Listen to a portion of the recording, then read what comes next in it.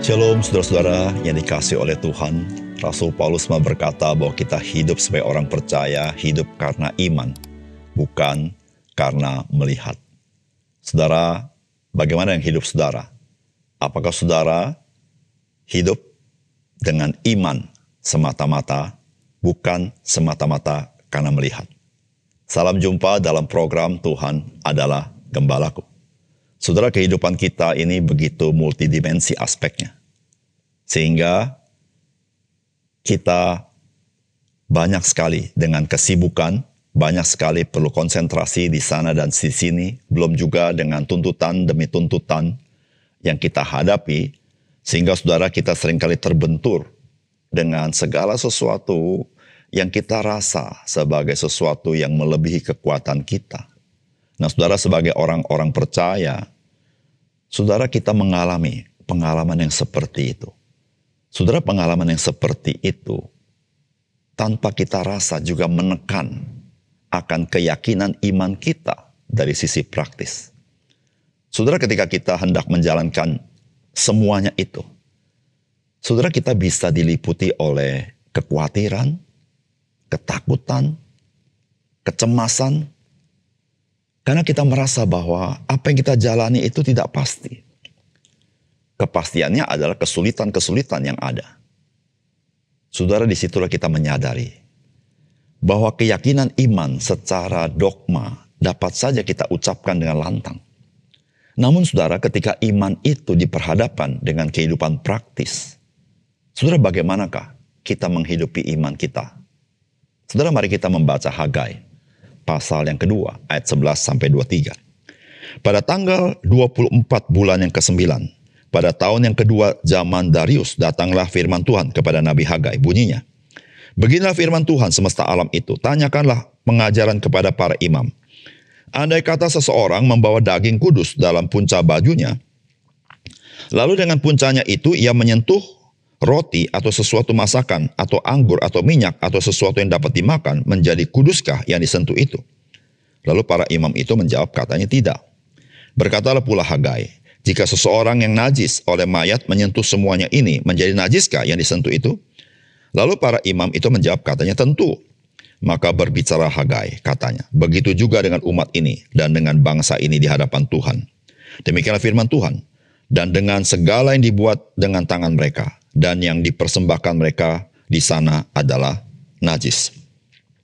Maka sekarang perhatikanlah mulai dari hari ini dan selanjutnya, sebelum ditaruh orang batu demi batu untuk pembangunan bait Tuhan. Bagaimana keadaanmu? Ketika orang pergi melihat suatu timbunan gandum yang seharusnya sebanyak 20 gantang, hanya ada 10. Dan ketika orang pergi ke tempat pemerasan anggur untuk mencedok 50 takar, hanya ada 20. Aku telah memukul kamu dengan hama dan penyakit gandum dan segala yang dibuat tanganmu dengan hujan batu, namun kamu tidak berbalik kepadaku. Demikianlah firman Tuhan. Perhatikanlah mulai dari hari ini dan selanjutnya. Mulai dari hari yang ke-24 bulan ke-9. Mulai dari hari diletakkannya dasar bait Tuhan. Perhatikanlah. Apakah benih masih tinggal tersimpan dalam lumbung? Dan apakah pohon anggur dan pohon ara, pohon delima dan pohon zaitun belum berbuah? Mulai dari hari ini, aku akan memberi berkat. Maka datanglah firman Tuhan untuk kedua kalinya kepada Hagai. Pada tanggal 24 bulan itu, bunyinya, katakanlah kepada Zerubabel, Bupati Yehuda, begini, aku akan menggoncangkan langit dan bumi, dan akan menunggang balikan tahta raja-raja. Aku akan memunahkan kekuasaan kerajaan bangsa-bangsa dan akan menjungkir balikan kereta dan pengendaranya. Kuda dan pengendaranya akan mati rebah, masing-masing oleh pedang temannya. Pada waktu itu demikianlah firman Tuhan semesta alam. Aku akan mengambil engkau, hai Zerubabel bin Shealtiel, hambaku, demikianlah firman Tuhan, dan akan menjadikan engkau seperti cincin meterai, sebab engkaulah yang kupilih. Demikianlah firman Tuhan semesta alam. Saudara yang dikasihi oleh Tuhan, firman Tuhan hari ini merupakan sebuah tantangan dari Tuhan, agar umat Israel menyaksikan bahwa percaya dan melakukan apa yang Tuhan kehendaki, itu tidak pernah salah. Bahkan mereka akan menyaksikan bahwa Tuhan yang hidup itu ada di tengah-tengah mereka. Meskipun yang mereka hadapi pada saat itu adalah kekuasaan dari Persia yang amat besar. Saudara, apakah pesan firman Tuhan bagi kita? Yang pertama, satu-satunya hal yang patut kita hidupi di dalam kehidupan kita, di dalam seluruh aspek kehidupan kita, adalah hidup mengutamakan Tuhan. Saudara, firman Tuhan berkata begini, maka sekarang perhatikanlah mulai dari hari ini dan selanjutnya. Sebelum ditaruh orang batu demi batu untuk pembangunan bait Tuhan, bagaimana keadaanmu ketika orang pergi melihat sesuatu timbunan gandum yang seharusnya sebanyak 20 gantang, hanya ada 10. Dan ketika orang pergi ke tempat pemerasan anggur untuk mencedok 50 takar, hanya ada 20. Aku telah memukul kamu dengan hama dan penyakit gandum, dan segala yang dibuat tanganmu dengan hujan batu. Namun kamu tidak berbalik kepadaku, demikian firman Tuhan. Perhatikanlah mulai dari hari ini dan selanjutnya. Mulai dari hari yang ke-24 bulan 9. Mulai dari hari diletakkannya dasar bait Tuhan, perhatikanlah. Apakah benih masih tinggal tersimpan dalam lumbung? Dan apakah pohon anggur dan pohon ara, pohon delima, pohon zaitun belum berbuah? Mulai dari hari ini, aku akan memberi berkat. Saudara yang dikasihi Tuhan, Tuhan pernah berbicara pada bulan ke-7 melalui Hagai. Dan sekarang, baru bulan 9, Allah berbicara lagi. Saudara, mereka sudah memulai pekerjaan. Tapi saudara, apa yang mereka tanam itu belum menghasilkan apapun karena mereka baru mulai. Saudara, tetapi Tuhan melalui firman-Nya memberitahukan pada zaman sebelumnya, pada masa sebelumnya, apa yang mereka kerjakan itu tidak berlimpah-limpah. Bahkan apa yang mereka harapkan dari tanah pertanian mereka tidak sesuai dengan yang mereka inginkan. Tetapi Tuhan berkata kepada mereka, coba lihat. Setelah engkau mulai membangun kembali, Tuhan berkata, aku akan memberkati engkau. Saudara, sebuah pelajaran yang sangat penting dalam kehidupan kita. Saudara, di dalam segala situasi, segala kondisi, apapun aspek hidup kita, betapapun sulit hidup kita, apapun tantangan hidup kita. Saudara, Tuhan mengajar kita, mari hidup mengutamakan Tuhan. Saudara, ketika kita belajar untuk hidup mengutamakan Tuhan, itu adalah sebuah keyakinan dan pengakuan bahwa Tuhan di atas segala sesuatu. Tidak ada sesuatu pun di dunia ini yang dapat menahan Tuhan untuk memberkati hidup kita. Saudara yang kasih dalam Tuhan, hidup yang mengutamakan Tuhan adalah hidup yang melakukan apa yang Tuhan inginkan dalam hidup kita. Itulah hidup mengutamakan Tuhan. Hidup mengutamakan Tuhan adalah hidup yang menurut kepada apa yang menjadi kehendak Tuhan. Saudara, semuanya itu tidak mudah. Karena saudara, kita lebih cenderung dipengaruhi dengan apa yang kita lihat. Yang seringkali kita katakan, Tuhan, tetapi situasi seperti ini, bagaimana mungkin aku melakukan seperti itu? Tetapi mari kita belajar, saudara. Itulah perbedaan antara orang percaya dan orang tidak percaya. Saudara, orang beriman melakukan segala sesuatu bukan semata-mata berdasarkan apa yang dia lihat, tetapi berdasarkan iman. Dan saudara, iman itu timbul dari pendengaran akan firman Tuhan.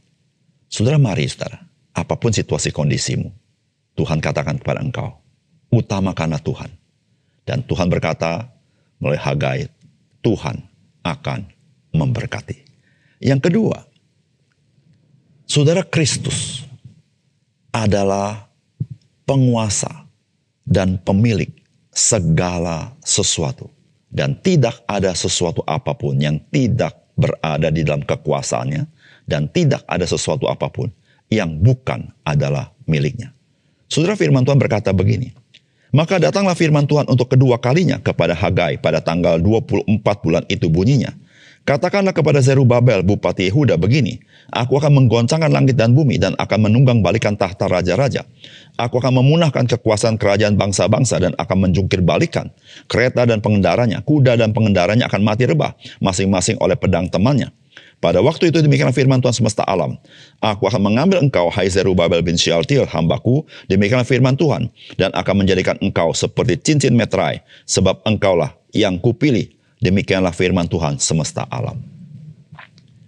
Saudara yang kasih dalam Tuhan, kitab Hagai memang berbicara dalam konteks bangsa Israel untuk membangun bait suci. Namun saudara-saudara, Tuhan bukan saja memberikan pesan untuk konteks pada waktu itu, tetapi Tuhan memberitahukan akan perjanjian yang kekal, akan Mesias. Tuhan berbicara tentang pengharapan yang Tuhan sediakan. Saudara, disitulah saudara-saudara, Zerubabel bin Syaltiel menjadi gambaran akan kedatangan Mesias itu. Saudara, Zerubabel bin Syaltiel, dia adalah keturunan Daud, saudara. Saudara, dia keturunan Daud. Saudara, Zerubabel bin Syaltiel adalah bupati Yehuda yang berada di bawah kekuasaan Persia. Tetapi Tuhan mengatakan, satu kali kelak, Zerubabel bin Syaltiel bukan hanya menjadi bupati, tetapi dia adalah penguasa dan pemilik segala sesuatu. Dengan kekuasaan-kekuasaan dunia ditunggang balikan oleh Tuhan, maka dia akan bertahta di atasnya. Saudara, di sini bukan berbicara tentang Zerubabel bin Syaltiel, tetapi ini berbicara tentang Kristus, yaitu Mesias, yaitu tahta Daud, di mana kerajaannya kekal selama-lamanya. Saudara, di situ dikatakan engkau seperti cincin meterai. Saudara, cincin meterai pada zaman itu dipegang oleh penguasa dan selalu melekat pada jarinya untuk menggambarkan tentang kekuasaannya dan tentang kepemilikannya. Saudara, Yesus Kristus, saudara, dia seperti cincin meterai. Saudara, artinya apa, saudara? Saudara, Kristus adalah penguasa atas segala sesuatu. Dia adalah pemilik segala sesuatu. Saudara, hari ini, saudara dan saya hidup di dalam Kristus. Saudara, satu hal yang perlu engkau dan saya ingat. Ketika engkau memiliki dia, dialah adalah penguasa dan pemilik segala sesuatu. Pertama-tama dia memiliki hidupmu. Pertama-tama dia menguasai hidupmu. Saudara, ketika dia memiliki hidup yang menguasai hidupmu, maka hidupmu adalah hidup di dalam kelimpahan Tuhan. Tetapi jangan lupa, saudara, Kristus adalah Tuhan atas segala sesuatu. Disitulah saudara kita bisa mengandalkan dia. Disitulah saudara kita bisa menaruh harapan kita kepada Tuhan. Disitulah saudara kita bisa menaruh kekhawatiran kita kepadanya sehingga kita tidak khawatir. Kalau kita cemas, kalau kita takut, saudara ingatlah satu hal. Dia seperti cincin meterai. Yaitu artinya dialah penguasa itu. Dialah pemilik segala sesuatu, saudara. Saudara, tidak ada sesuatu pun yang di luar kekuasaannya. Tidak ada sesuatu pun yang bukan miliknya. Oleh karena itu, saudara, kita mari menaruh hidup kita kepada Tuhan.